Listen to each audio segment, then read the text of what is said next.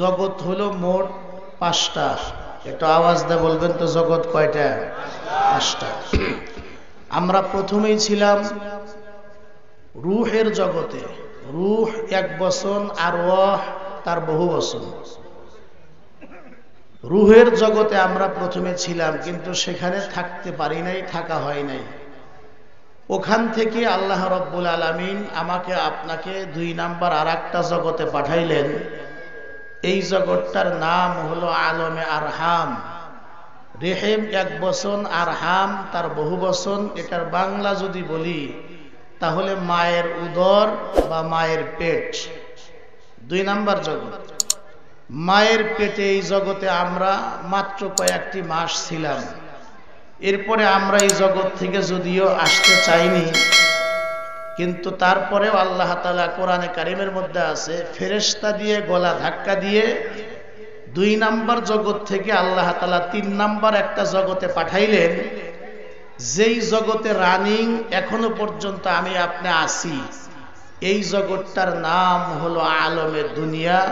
দুনিয়া নামক জগৎ। একটু আওয়াজ দিয়ে বলবেন তো, এই জগৎটার নাম কি? দুনিয়া।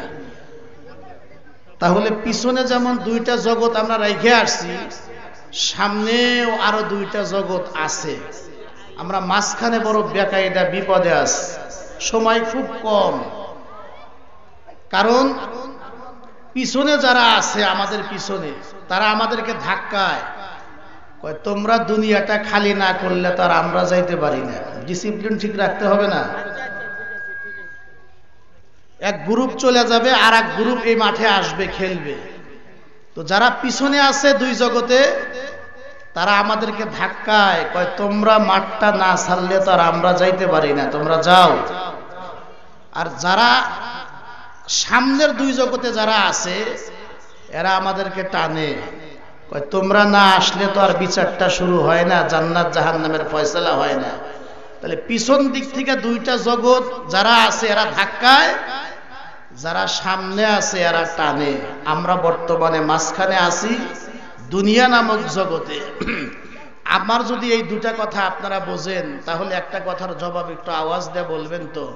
পিছনে যেমন 2টা জগতে আমরা থাকতে পারি নাই, সামনে আরো 2টা জগৎ আছে। পিছনে 2টা জগতে যেমন থাকা হয় নাই, বলুন তো দেখি বর্তমান আমরা যে জগতে আছি, দুনিয়া নামক জগতে, এই জগতেও কি শত চেষ্টা করলে থাকা যাবে?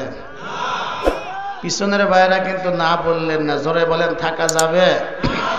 কুল্লু নাফসিন যায়িকাতুল মাউত, কুল্লু নাফসিন যায়িকাতুল মাউত, ইযা জাআ আজালুহুম লা ইস্তাখিরুনা সাআতাও ওয়া লা ইস্তাকদিমুন। আমার সম্মানিত যুবক ভাইরা, মুরব্বী বাবাজিরা, পর্দার আড়ালের মা বোনেরা, গভীর মনোযোগ দিয়ে কথাগুলি শ্রবণ করা চাই। আমি বলছি জগৎ হইল মোট 5টা। প্রথমেই আমরা ছিলাম আলমে আর রূহের জগতে থাকা হয় নাই। আসলাম 2 নাম্বার জগতে আলমে আরহাম, মায়ের পেটে। সেখানেও থাকা হয় নাই। ফেরেশতা দিয়া গলা ধাক্কা দিয়া 3 নাম্বার জগতে আল্লাহ পাক পাঠাইলেন। যেই জগতে রানিং এখনো পর্যন্ত আমি আপনি আছি, এই জগৎটার নাম হলো দুনিয়া নামক জগৎ। আপনারাই বললেন যে এই জগতেও কিন্তু থাকা যাবে না। আল্লাহ পাকের বান্দারা কথাগুলি খুব ভালো করে বুঝবেন। এই 3 নাম্বার জগৎ থেকে যাইতে হবে, এটা যেমন ঠিক, আবার 3 নাম্বার জগৎ থেকে আমরা কে কোন দিন চলে যাব, এটাও কিন্তু আমরা কেউ বলতে পারবো না। এটাও বলেন ঠিক? জোরে কোন কথা ঠিক কিনা?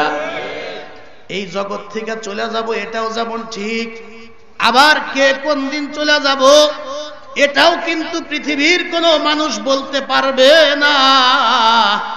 এটাও ঠিক, কারণ পৃথিবীতে বাবা এখনো পর্যন্ত আছে, বাবার সন্তান কবরে চলে গেছে।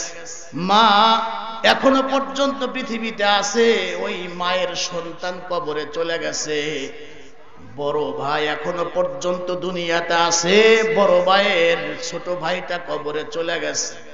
দাদা, নানা, দাদি, নানি এখনো পর্যন্ত পৃথিবীতে আছে, আর তাদের নাতি নাতনি কবরে চলে গেছে।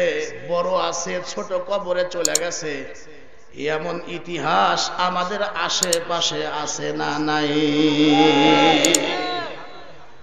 আসার যেরকম একটা সিরিয়াল আছে, চলে যাওয়ার সিরিয়ালটা মেনটেন নাও হতে পারে, উল্টা পাল্টাও হতে পারে, এবং হচ্ছে এটা আমরা সচরাচর অ্যাভেলেবল সাধারণভাবে প্রতিনিয়তই আমরা দেখতে পাচ্ছি।